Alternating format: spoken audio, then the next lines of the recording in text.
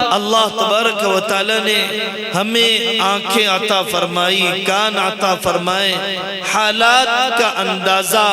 ملک کے اندر بدلتی ہوئی نہیں بگڑتی ہوئی صورتحال کے لیے وہ تیاری، وہ اعمال اور وہ ایمانی استقامت ہمیں پیدا کرنے کی ضرورت ہے۔ سب سے پہلا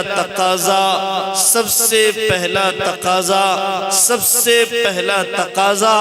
موجودہ بگڑتی صورتحال میں کہ اپنے اور اپنی نسلوں میں ایمان پر جینے، ایمان پر مرنے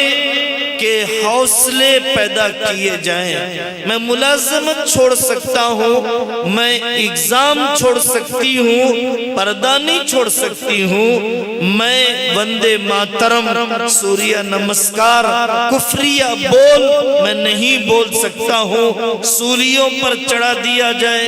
دہکتے تیل میں ڈال دیا جائے، تیر سے چھلنی کر دیا جائے، ماب لنچنگ میں تڑپا کر مار دیا جائے، فسادات میں دکانوں کو جلا دیا جائے، اور شہریت چاہے چھین لی جائے اور چاہے جیل کی سلاخوں کے پیچھے مجھے دھکیل دیا جائے، لیکن کفر کا بولنا گوارا نہیں ہے۔ کوئی شرکیہ اور کفریہ بول، نعرے، حرکتوں کے ساتھ ایسا کمپرومائز کرنے کے لیے تیار نہیں کہ جس سے میری توحید متاثر ہو جائے۔ وطن سے محبت، وطن کی حفاظت، وطن سے وفاداری، وطن کی تعمیر میں حصہ،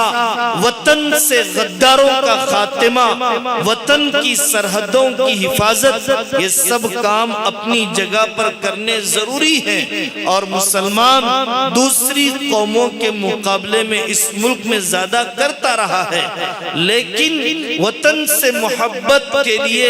مجھے اسلام چھوڑنے کی اجازت نہیں، زمین کی پوجا کی اجازت نہیں، سورج کی عبادت کی ضرورت نہیں، پردے اور حجاب کو نیلام کرنے اور چھوڑنے کی ضرورت نہیں ہے۔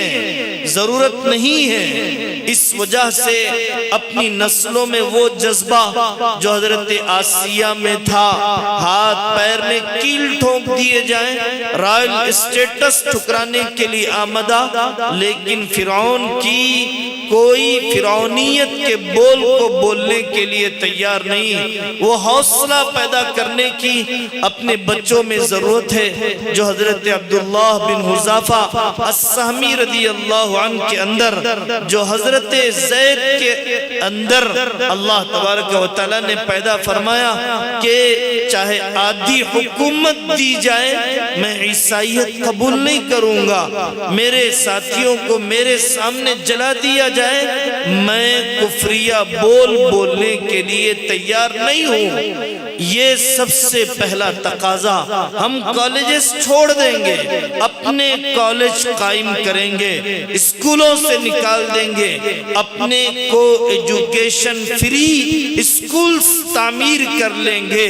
ورنہ ان مدرسوں میں پڑھاتے ہوئے اوپن سے 10 12 کیا کیا ڈگریاں ہیں دلوا لیں گے، لیکن یاد رکھنا کوئی ایجوکیشن میں بٹھا کر میری بیٹی کی حیا محفوظ رہ جائے، یہ کہ کالج میں بٹھا کر اس کی پاک دامنی داغدار نہ ہو، بسوں میں کئی کلومیٹر نامحرموں کے ساتھ تعلقات کے باوجود اس کی تمنائیں گندی نہ ہو، ایسا نہیں ہو سکتا ہے۔ یہ انسانی فطرت کے خلاف ہے، یہ انسانی فطرت کے خلاف ہے۔ جمال الوجود بذكر الإله